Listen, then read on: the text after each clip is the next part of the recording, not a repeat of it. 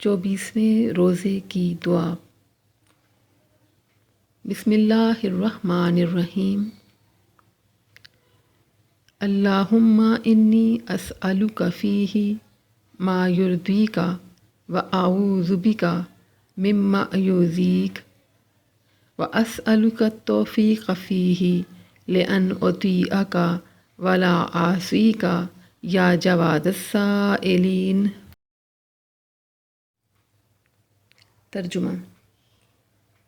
خدایا، آج کے دن میں وہ چیز چاہتی ہوں جو تجھے راضی کر دے، ان چیزوں سے پناہ چاہتی ہوں جو اذیت دیں، اس بات کی توفیق چاہتی ہوں کہ تیری اطاعت کروں اور نافرمانی نہ کروں۔ اے سائلوں کے لیے ذات کریمی،